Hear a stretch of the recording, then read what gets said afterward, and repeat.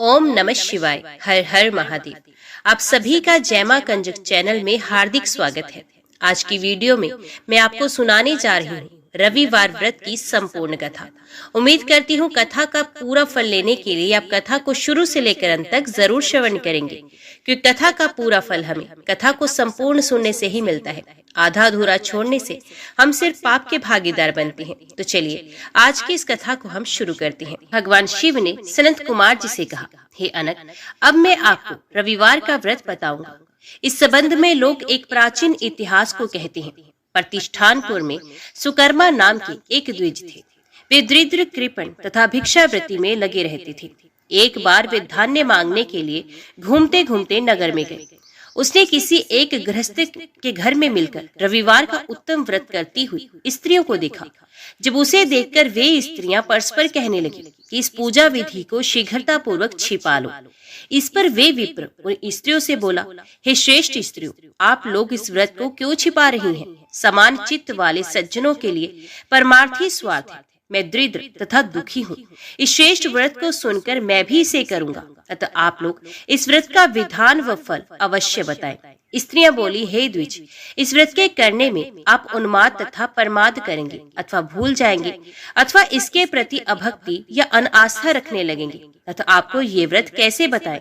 उनकी ये बात सुनकर उनमें जो एक प्रौढ़ा स्त्री थी, वे उस ब्राह्मण से व्रत तथा व्रत की विधि बताने लगी।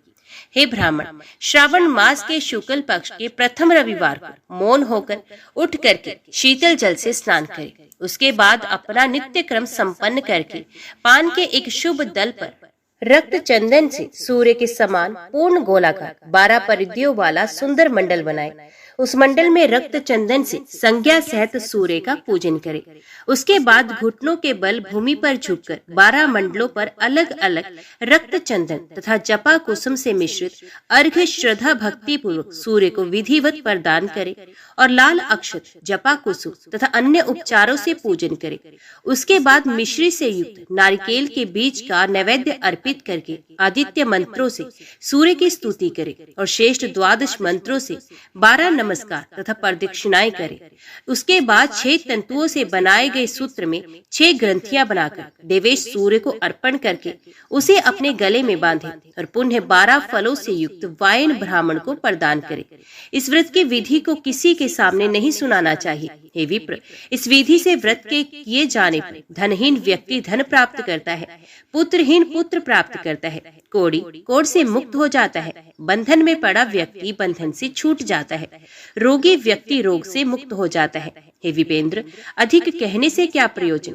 साधक जिस जिस अभिष्ट की कामना करता है, इस व्रत के प्रभाव से उसे मिल जाता है। इस प्रकार श्रावण के 4 रविवारों और कभी कभी 5 रविवारों में इस व्रत को करना चाहिए। इसके बाद व्रत की संपूर्णता के लिए उद्यापन करना चाहिए। हे विपेंद्र, आप भी इसी प्रकार करें। इससे आपकी सभी कामनाओं की सिद्धि हो जाएगी। इसके बाद उन पतिव्रताओं को नमस्कार करके वे ब्राह्मण अपने घर आ गया। उसने जैसा सुना था उसी विधि से उस संपूर्ण व्रत को किया और अपनी दोनों पुत्रों को भी विधि बताई। उस व्रत के सुनाने मात्र से, शिव जी के दर्शन से तथा उनके पूजन के प्रभाव से वे कन्याएं देवांगनाओं के सदृश हो गई। उसी समय से उस ब्राह्मण के घर में लक्ष्मी ने प्रवेश किया और वे अनेक उपायों तथा निमित्तों से धनवान हो गया। किसी दिन उस नगर के राजा ने ब्राह्मण के घर से होकर राजमार्ग से जाते समय खिड़की में खड़ी उन दोनों सुंदर तथा अनुपमय कन्याओं को देख लिया।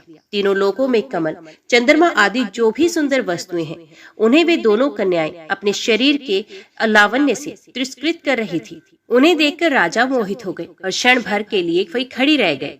ब्राह्मण को शीघ्र बुलाकर उन्होंने दोनों कन्याओं को मांग लिया और तब उस ब्राह्मण ने भी हर्षित होकर दोनों कन्याओं को राजा को प्रदान किया। उस राजा को पति रूप में प्राप्त करके वे कन्याएं भी प्रसन्न हो गई। वे स्वयं इस व्रत को करने लगी और पुत्र पौत्र आदि से संपन्न हो गई। हे मुने, महान ऐश्वर्य देने वाले इस व्रत को मैंने आपसे कह दिया। हे विधि नंदन, जिस व्रत के श्रवण मात्र से मनुष्य सभी मनोरथों को प्राप्त कर लेता है, उसके अनुष्ठान करने के फल का वर्णन कैसे किया जाए? व्यास जी कहते हैं, कैलाश के रमणीय शिखर पर भगवान महेश्वर सुखपूर्वक बैठे थे।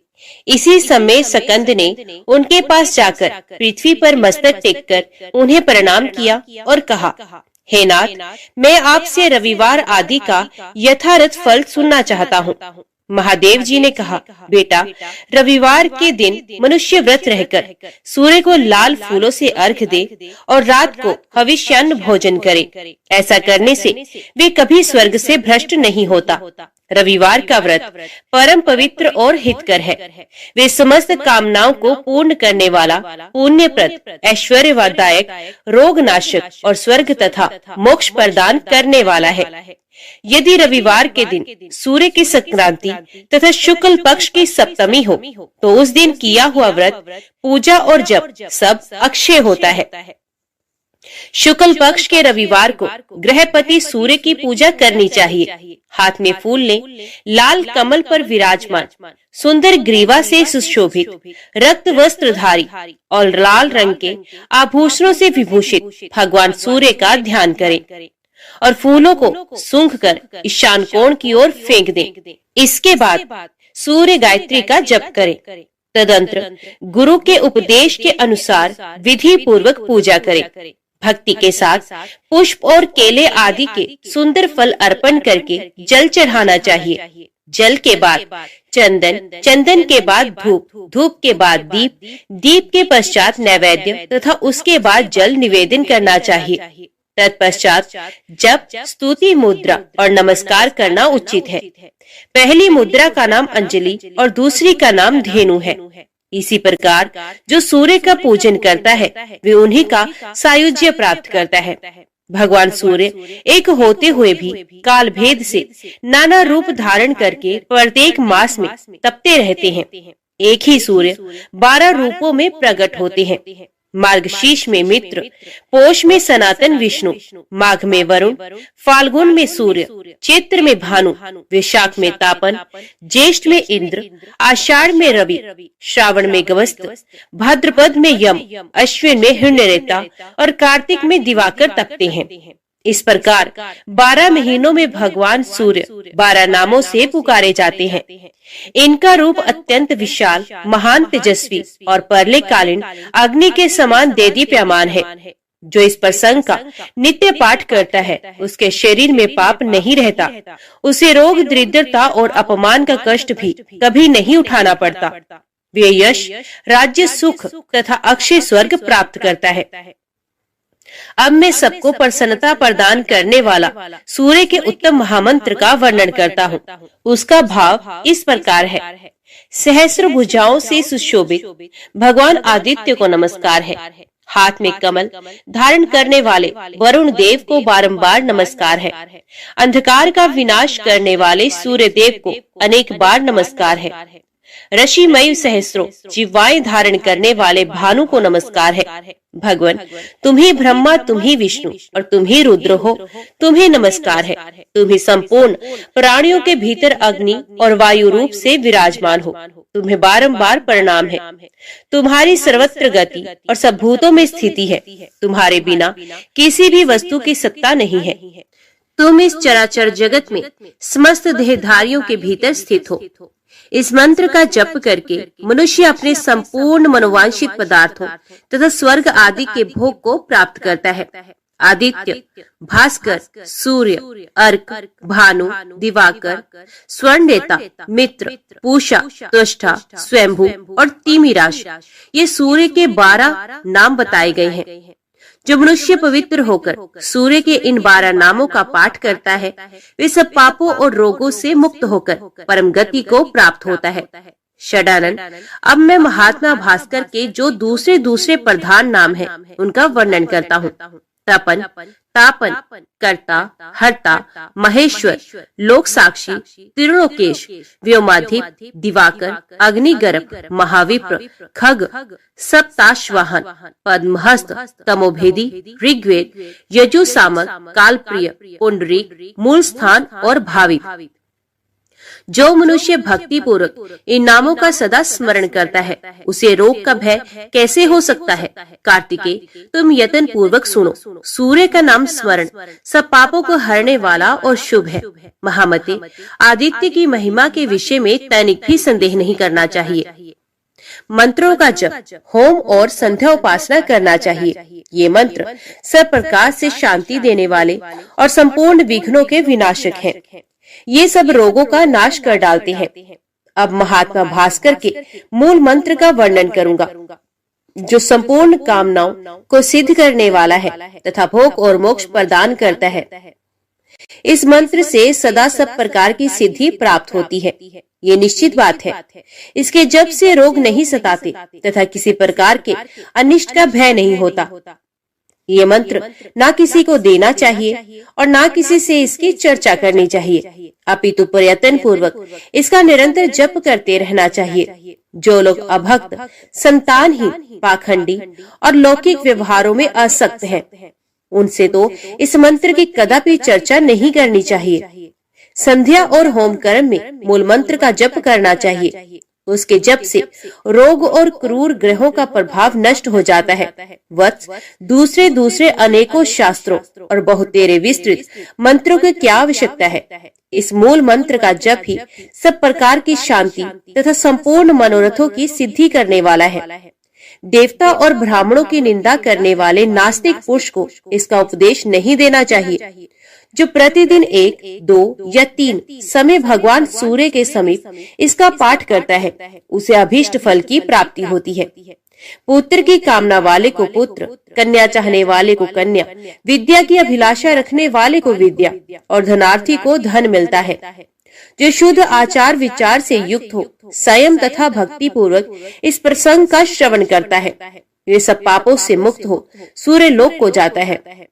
सूर्य देवता के व्रत के दिन तथा अन्यान्य व्रत, अनुष्ठान, यज्ञ, पुण्य स्थान और तीर्थों में जो इसका पाठ करता है, उसे कोटि गुना फल मिलता है। व्यास जी कहते हैं, मध्य देश में भद्रेश्वर नाम से प्रसिद्ध एक चक्रवर्ती राजा थे। वे बहुत सी तपस्याओं तथा नाना प्रकार के व्रतों से पवित्र हो गए थे। प्रतिदिन देवता, ब्राह्मण, अतिथि और गुरुजनों का पूजन करते थे। उनका बर्ताव न्याय के अनुकूल होता था। वे स्वभाव के सुशील और शास्त्रों के तात्पर्य तथा विधान के पारगामी विद्वान थे। सदा सद्भाव पूर्वक प्रजाजनों का पालन करते थे। एक समय की बात है, उनके बाएं हाथ में श्वेत कुष्ठ हो गया। वैद्यों ने बहुत कुछ उपचार किया, किंतु उससे कोढ़ का चिन्ह और भी स्पष्ट दिखाई देने लगा। तब राजा ने प्रधान ब्राह्मणों और मंत्रियों को बुलाकर कहा, विप्रगण, मेरे हाथ में एक ऐसा पाप का चिन्ह प्रकट हो गया है जो लोक में निंदित होने के कारण मेरे लिए दुस्सह रहा है। अतः मैं किसी महान पुण्य क्षेत्र में जाकर अपने शरीर का परित्याग कर दूंगा। ब्राह्मण बोले, महाराज, आप धर्मशील और बुद्धिमान हैं। यदि आप अपने राज्य का परित्याग कर देंगे तो ये सारी प्रजा नष्ट हो जाएगी। इसीलिए आपको ऐसी बात नहीं कहनी चाहिए। प्रभु, हम लोग इस रोग को दबाने का उपाय जानते हैं। वे ये है कि आप यत्न पूर्वक महान देवता भगवान सूर्य की आराधना कीजिए। राजा ने पूछा, विप्रवरों, किस उपाय से मैं भगवान भास्कर को संतुष्ट कर सकूंगा? ब्राह्मण बोले, राजन, आप अपने राज्य में ही रहकर सूर्य देव की उपासना कीजिए। ऐसा करने से आप भयंकर पाप से मुक्त होकर स्वर्ग और मोक्ष दोनों प्राप्त कर सकेंगे। ये सुनकर सम्राट ने उन श्रेष्ठ ब्राह्मणों को प्रणाम किया और सूर्य की उत्तम आराधना आरंभ की।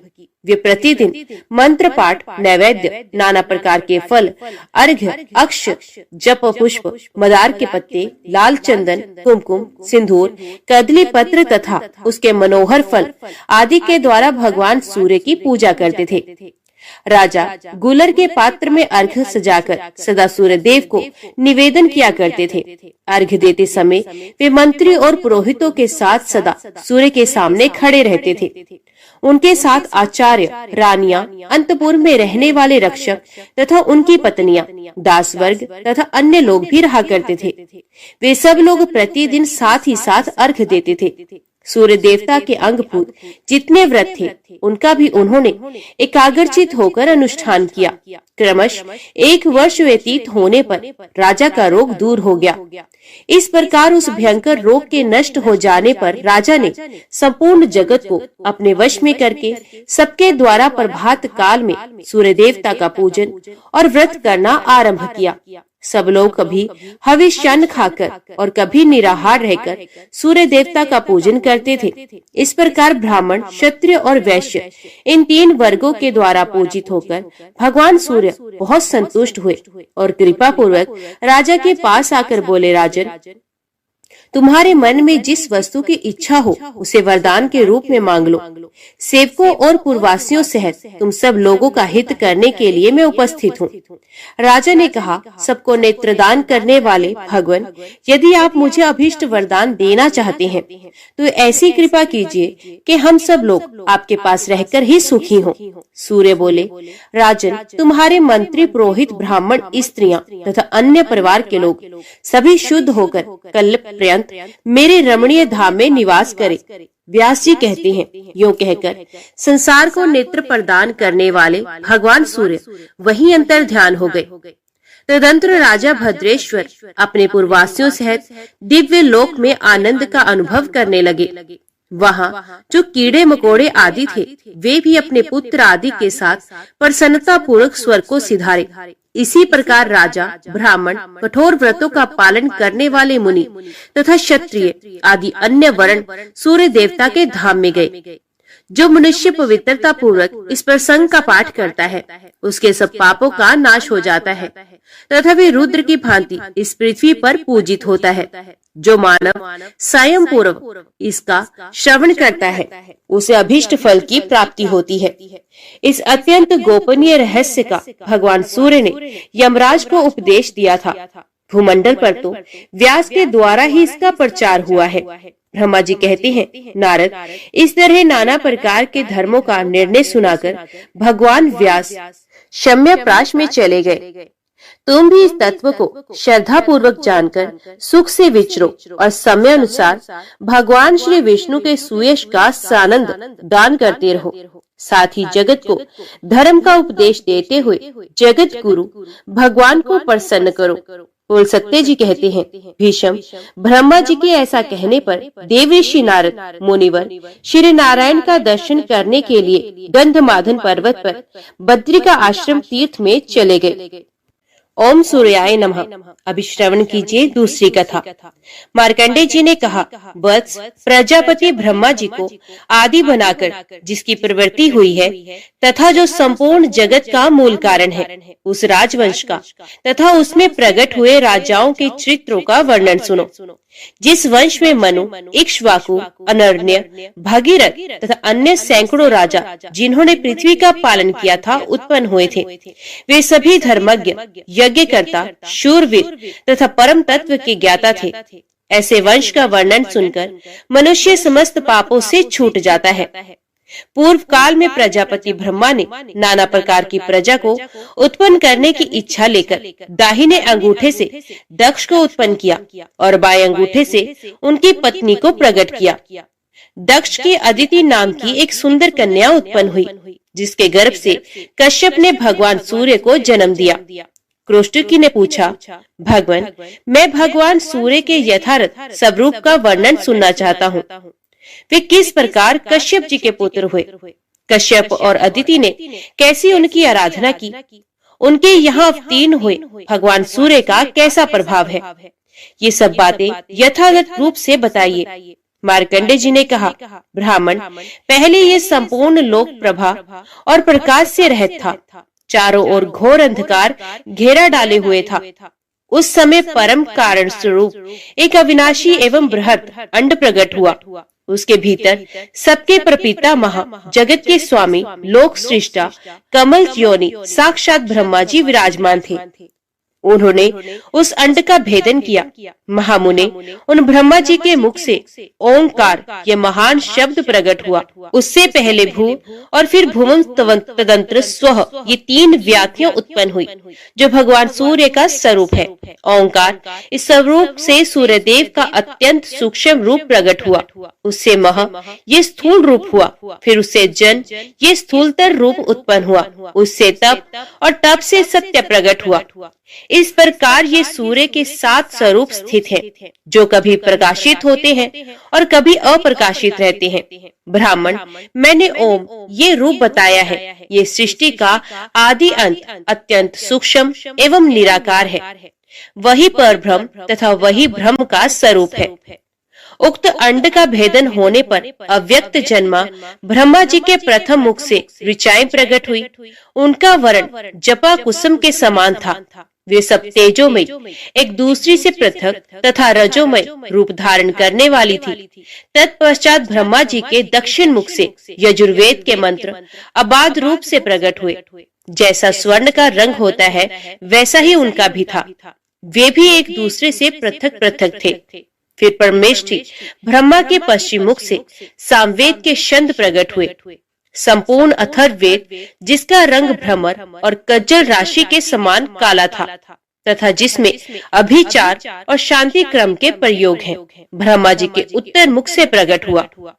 उसमें सुख में सत्व गुण तथा तमोगुण की प्रधानता है। वे घोर और सौम्य रूप है। ऋग्वेद में रजोगुण की, यजुर्वेद में सत्व गुण की, सामवेद में तमोगुण की तथा अथर्ववेद में तमोगुण एवं सत्व गुण की पदार्थ है। ये चारों वेद अनुपम तेज से देदीप्यमान होकर पहले की ही भांति पृथक पृथक स्थित हुए। तत्पश्चात वे प्रथम तेज, जो ओम के नाम से पुकारा जाता है, अपने स्वभाव से प्रकट हुए। ऋग्वेद में तेज का व्याप्त करके स्थित हुआ।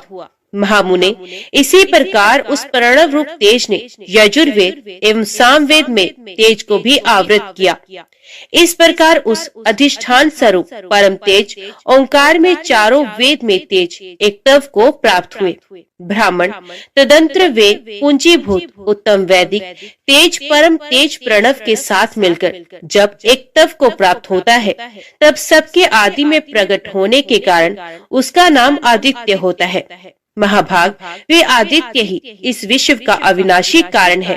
प्रातः काल, मध्याह्न तथा अपराह्न काल में आदित्य की अंगभूत वेदत्रिय है, जिसे क्रमश ऋक, यजु और साम कहते हैं, वो तपती है।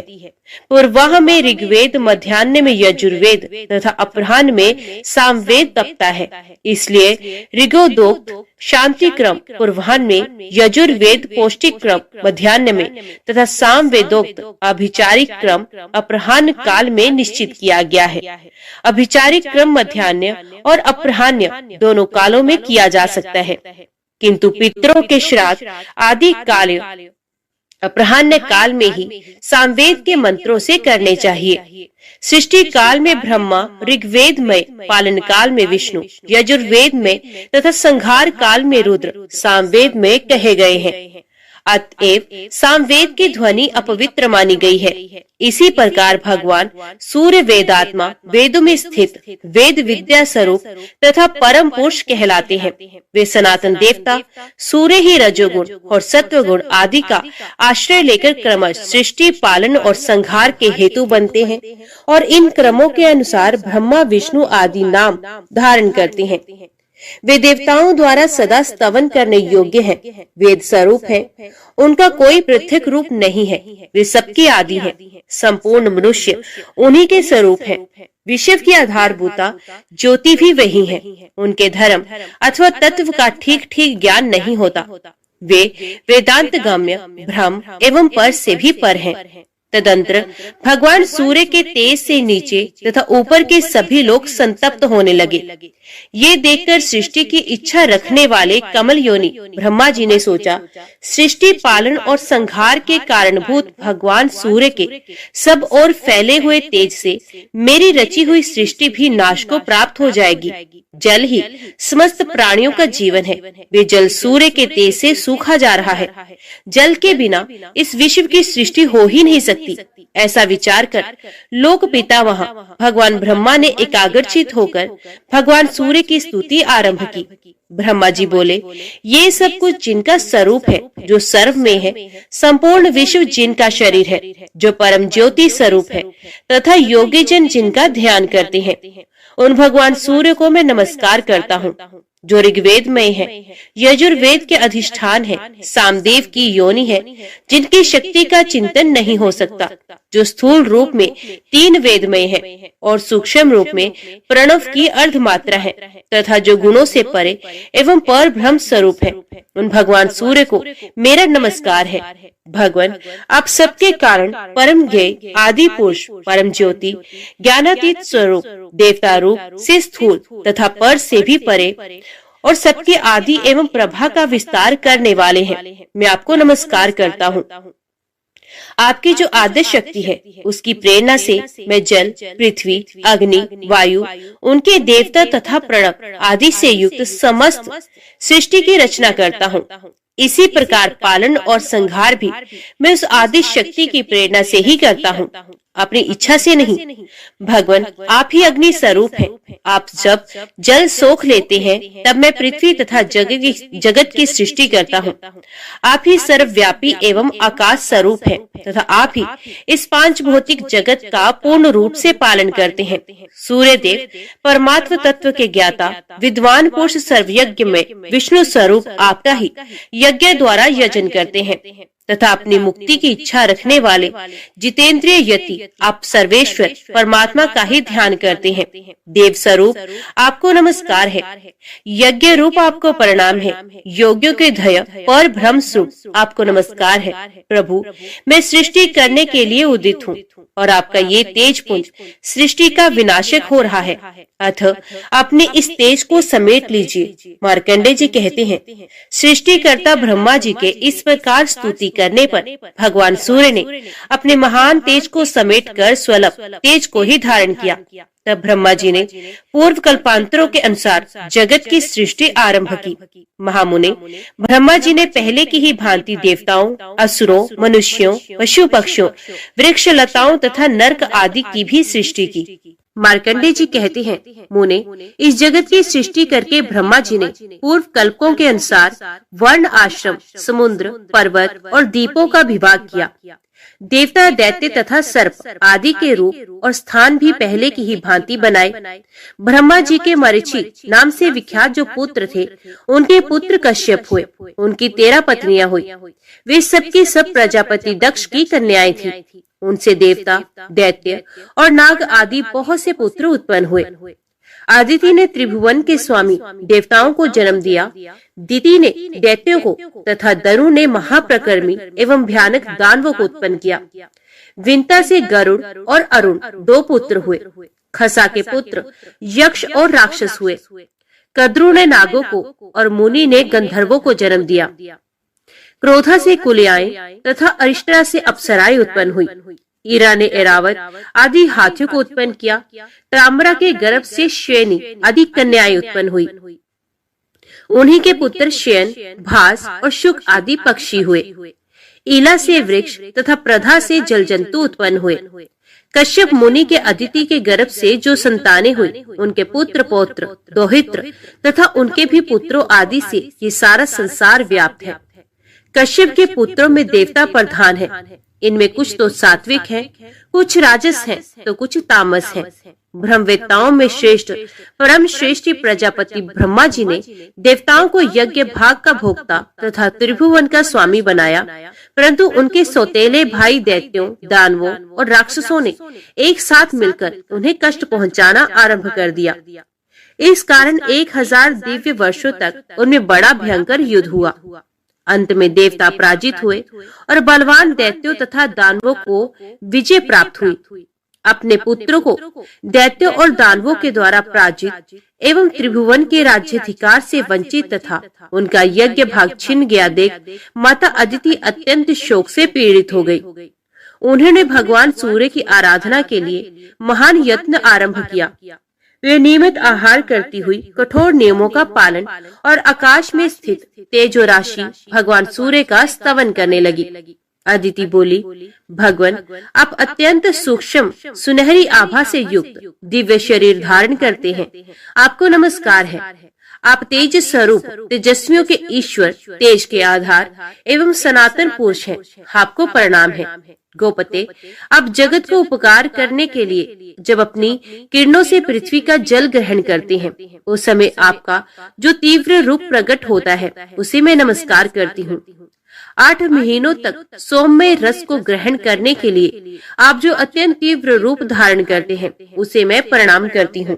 भास्कर, उसी संपूर्ण रस को बरसाने के लिए जब आप छोड़ने को उद्यत होते हैं, उस समय आपका जो तृप्ति कारक मेघ रूप प्रकट होता है, उसको मेरा नमस्कार है। इस प्रकार जल की वर्षा से उत्पन्न हुए सब प्रकार के अन्नों को पकाने के लिए आप जो भास्कर रूप धारण करते हैं, उसे मैं प्रणाम करती हूँ।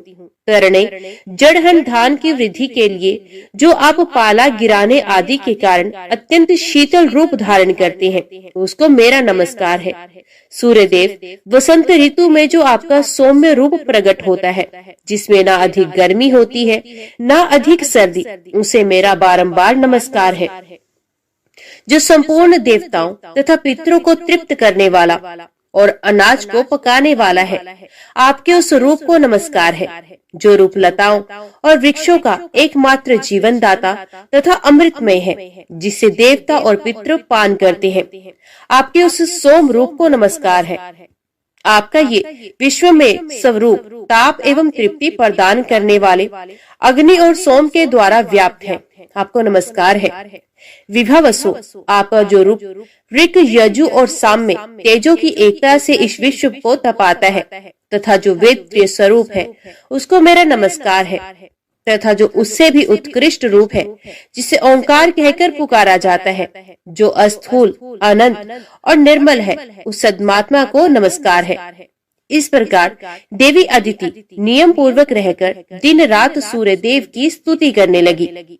उनके आराधना की इच्छा से वे प्रतिदिन निराहार ही रहती थी। तदंतर बहुत समय व्यतीत होने पर भगवान सूर्य ने दक्ष कन्या अदिति को आकाश में प्रत्यक्ष दर्शन दिया। अदिति ने देखा, आकाश से पृथ्वी तक तेज का एक महान पुंज स्थित है। उद्दीप्त ज्वालाओं के कारण उसकी ओर देखना कठिन हो रहा है। उन्हें देखकर देवी अदिति को बड़ा भय हुआ। वे बोली, गोपते, आप मुझ पर प्रसन्न हो। मैं पहले आकाश में आपको जिस प्रकार देखती थी, वैसी आज नहीं देख पाती। इस समय वहाँ भूतल पर मुझे केवल तेज का समुदाय दिखाई दे रहा है। दिवाकर, मुझ पर कृपा कीजिए, जिससे आपके स्वरूप का दर्शन कर सकूं। भक्तवत्सल प्रभु, मैं आपकी भक्त हूँ। आप मेरे पुत्रों की रक्षा कीजिए। आप ही ब्रह्मा होकर इस विश्व की सृष्टि करते हैं। आप ही पालन करने के लिए उदित होकर इसकी रक्षा करते हैं तथा अंत में ये सब कुछ आप में ही लीन होता है। संपूर्ण लोकों में आपके सिवा दूसरी कोई गति नहीं। आप ही ब्रह्मा, विष्णु, शिव, इंद्र, कुबेर, यम, वरुण, वायु, चंद्रमा, अग्नि, आकाश, पर्वत और समुद्र है। आपका तेज सबकी आत्मा है।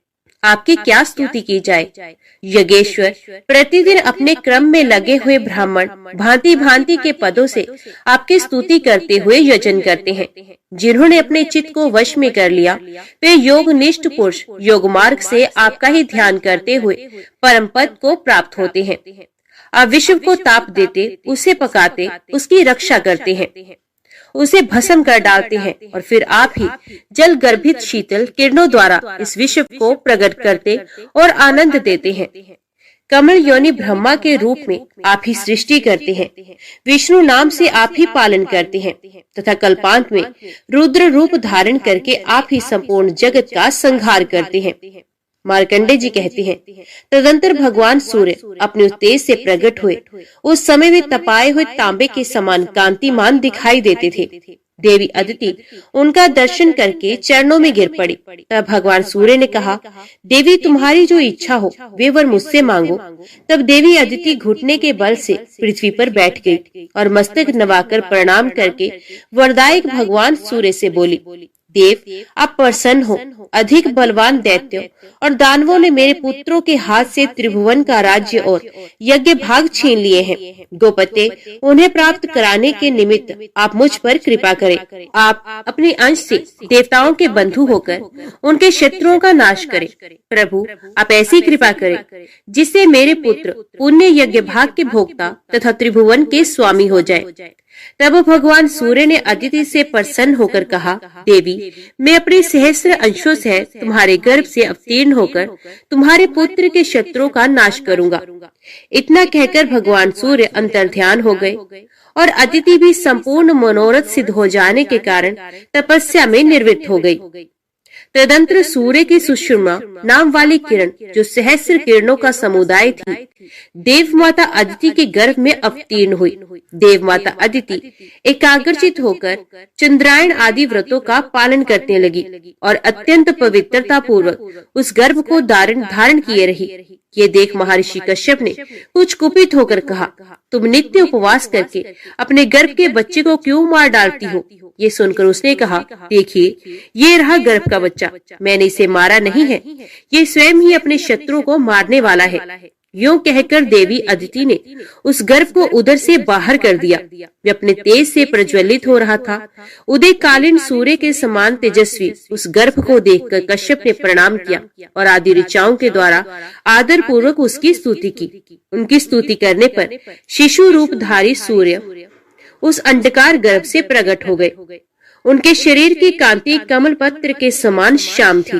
वे अपने तेज से संपूर्ण दिशाओं का मुख उज्जवल कर रहे थे।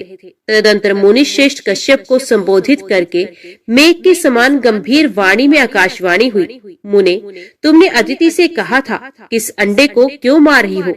उसी समय तुमने मारितम अंडम का उच्चारण किया था, इसलिए तुम्हारा ये पुत्र मार्तंड के नाम से विख्यात होगा और शक्तिशाली होकर सूर्य के अधिकार का पालन करेगा।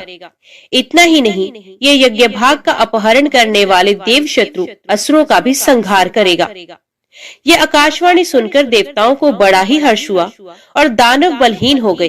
तब इंद्र ने दैत्यों को युद्ध के लिए ललकारा। दानव भी उनका सामना करने के लिए आ पहुंचे। फिर तो देवताओं का असुरों के साथ घोर संग्राम हुआ। उनके अस्त्र शस्त्रों की चमक से तीनों लोकों में प्रकाश छा गया। उस युद्ध में भगवान सूर्य की क्रूर दृष्टि पड़ने तथा उनके तेज से दग्ध होने के कारण सब असुर जलकर भस्म हो गए। अब तो देवताओं के हर्ष की सीमा न रही। उन्होंने तेज के उत्पत्ति स्थान भगवान सूर्य और अदिति का स्तवन किया। उन्हें पूर्ववत अपने अधिकार और यज्ञ के भाग प्राप्त हो गए। भगवान सूर्य भी अपने अधिकार का पालन करने लगे। वे नीचे और ऊपर फैली हुई किरणों के कारण कदम्ब पुष्प के समान सुशोभित हो रहे थे। उनका मंडल गोलाकार अग्निपिंड के समान था। तदंतर भगवान सूर्य को प्रसन्न करके प्रजापति विश्वकर्मा ने विनय पूर्वक अपनी संज्ञा नाम की कन्या उनको बिहा दी। विवस्वान से संज्ञा के गर्भ से वैवस्वत मनु का जन्म हुआ। क्रोष्टकी जी बोले, भगवान, आपने आदिदेव भगवान सूर्य के महात्म्य और स्वरूप का विस्तार पूर्वक वर्णन किया। अब मैं उनकी महिमा का वर्णन सुनना चाहता हूँ। आप प्रसन्न होकर बताने की कृपा कीजिए। मार्कंडेय जी ने कहा, ब्राह्मण, मैं तुम्हें आदिदेव सूर्य का महात्म्य बताता हूँ, सुनो। पूर्व काल में दम के पुत्र राज्यवर्धन बड़े विख्यात राजा हो गए हैं। वे अपने राज्य का धर्म पूर्वक पालन करते थे, इसलिए वहाँ के धन जन की दिनों दिन वृद्धि होने लगी। उस राजा के शासन काल में समस्त राष्ट्र तथा नगरों और गांव के लोग अत्यंत स्वस्थ एवं प्रसन्न रहते थे। वहाँ कभी कोई उत्पात नहीं होता था, रोग भी नहीं सताता था, सांपों के काटने का तथा अनावृष्टि का भय भी नहीं होता था। राजा ने बड़े बड़े यज्ञ किए, याचकों को दान दिए और धर्म के अनुकूल रहकर विषयों का उपभोग किया।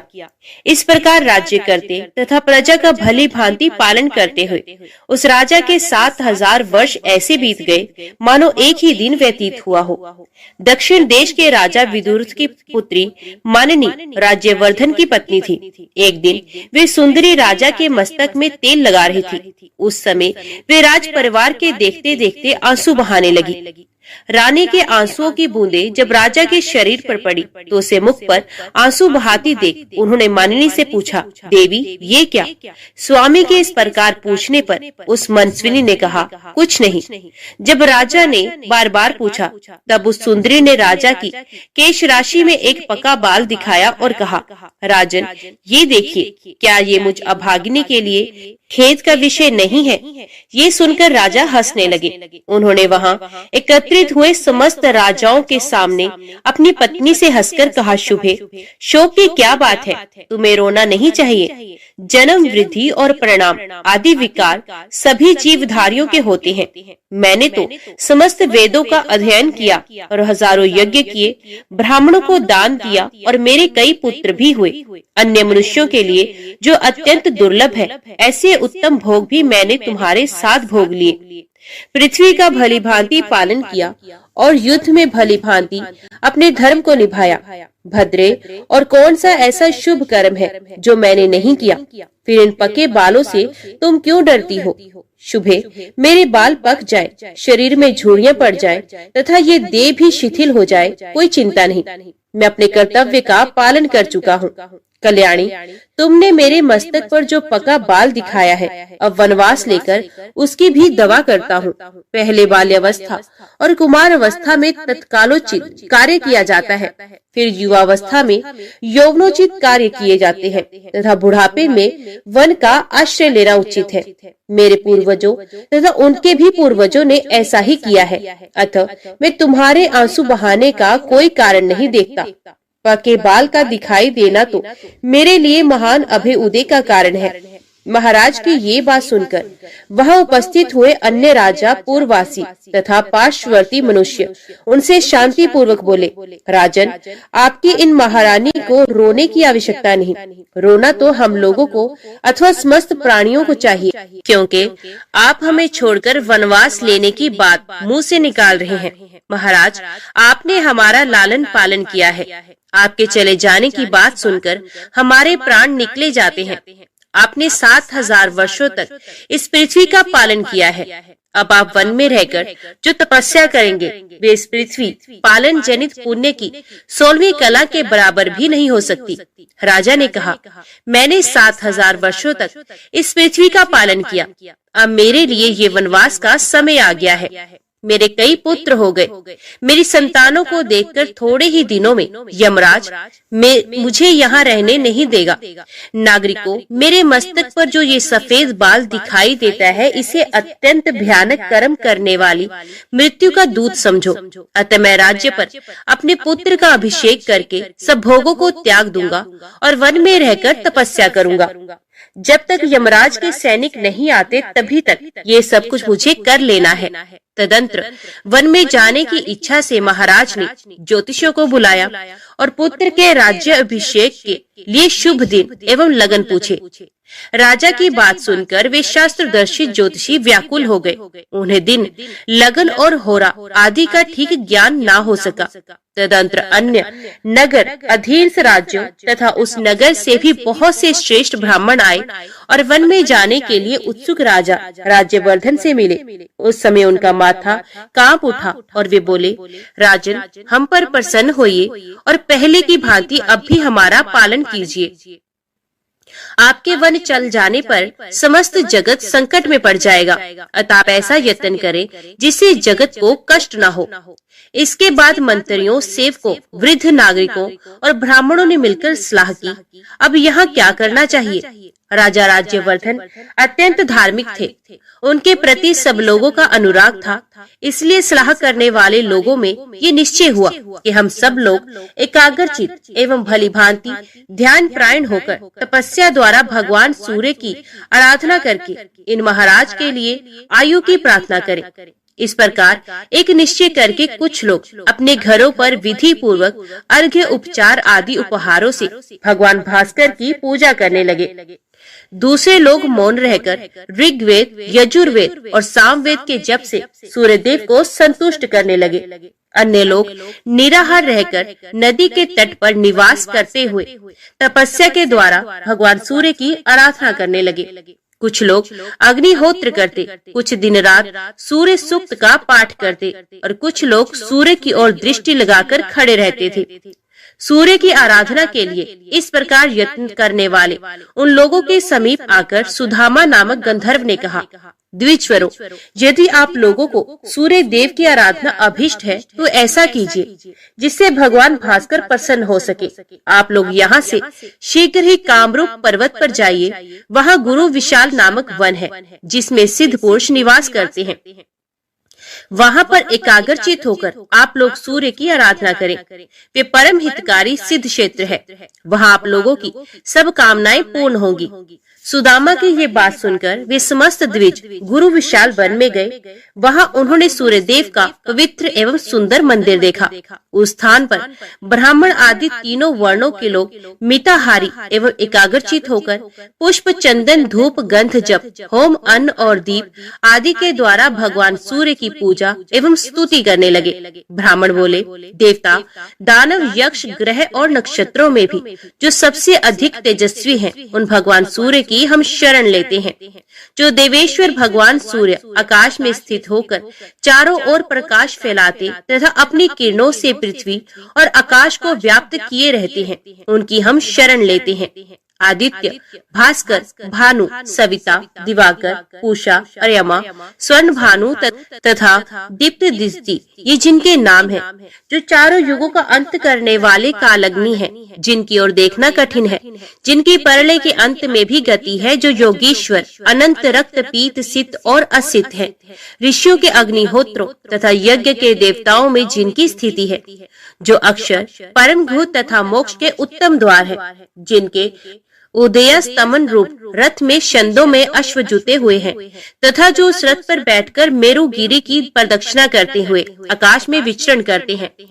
अनरत और ऋत दोनों ही जिनके स्वरूप हैं, जो भिन्न भिन्न पुण्य तीर्थों के रूप में विराजमान है, एकमात्र जिन पर इस विश्व की रक्षा निर्भर है, जो कभी चिंतन में नहीं आ सकते, उन भगवान भास्कर की हम शरण लेते हैं। ब्रह्मा, शिव तथा विष्णु के जो रूप हैं, वे आपके ही हैं। जिनके 3 स्वरूप हैं, वे भगवान भास्कर हम पर प्रसन्न हो। जिन अजन्मा जगदीश्वर के अंग में ये संपूर्ण जगत स्थित है तथा जो जगत के जीवन है, वे भगवान सूर्य हम पर प्रसन्न हो। जिनका एक परम प्रकाशमान रूप ऐसा है, जिसकी ओर प्रभा पुंज की अधिकता के कारण देखना भी कठिन हो जाता है, तथा जिनका दूसरा रूप चंद्रमा है, जो अत्यंत सौम्य है, ये भगवान भास्कर हम पर प्रसन्न हो। इस प्रकार भक्ति पूर्वक स्तवन और पूजन करने वाले उन द्विजों पर 3 महीने में भगवान सूर्य प्रसन्न हुए और अपने मंडल से निकलकर उसी के समान कांति धारण किए वे नीचे उतरे और दूरदर्श होते हुए भी उन सबके समक्ष प्रकट हो गए। तब उन लोगों ने अजन्मा सूर्य देव के स्पष्ट रूप का दर्शन करके उन्हें भक्ति से विनीत होकर प्रणाम किया। उस समय उनके शरीर में रोमांच और कंप हो रहा था। वे बोले, सहस्त्र किरणों वाले सूर्य देव, आपको बारंबार नमस्कार है। आप सबके हेतु तथा संपूर्ण जगत के विजय केतु हैं। आप ही सबके रक्षक, सबके पूज्य, संपूर्ण यज्ञों के आधार तथा योग वेत्ताओं के ध्येय हैं। आप हम पर प्रसन्न हो। मार्कंडेय जी कहते हैं, तब भगवान सूर्य ने प्रसन्न होकर सब लोगों से कहा, विचकर आपको जिस वस्तु की इच्छा हो वे मुझसे मांगे। ये सुनकर ब्राह्मण आदि वर्णों के लोगों ने उन्हें प्रणाम करके कहा, अंधकार का नाश करने वाले भगवान सूर्य देव, यदि आप हमारी भक्ति से प्रसन्न हैं, तो हमारे राजा राज्यवर्धन निरोग, शत्रु विजय, सुंदर केशों से युक्त तथा स्थिर यौवन वाले होकर 10,000 वर्षों तक जीवित रहे। तथास्तु कहकर भगवान सूर्य अंतर्ध्यान हो गए। वे सब लोग भी मनोवांछित वर पाकर प्रसन्नता पूर्वक महाराज के पास लौट आए। वहाँ उन्होंने सूर्य से वर पाने आदि की सब बातें यथावत कह सुनाई। ये सुनकर रानी मानिनी को बड़ा हर्ष हुआ, परंतु राजा बहुत देर तक चिंता में पड़े रहे। वे उन लोगों से कुछ न बोल सके। मानिनी का हृदय हर्ष से भरा हुआ था। वे बोली, महाराज, बड़े भाग्य से आयु की वृद्धि हुई है। आपका अभय उदय हो। राजन, इतने बड़े अभय उदय के समय आपको प्रसन्नता क्यों नहीं होती? 10,000 वर्षों तक आप निरोग रहेंगे, आपकी जवानी स्थिर रहेगी, फिर भी आपको खुशी क्यों नहीं होती? राजा बोले, कल्याणी, मेरा अभय उदय कैसे हुआ? तू मेरा अभिनंदन क्यों करती हो?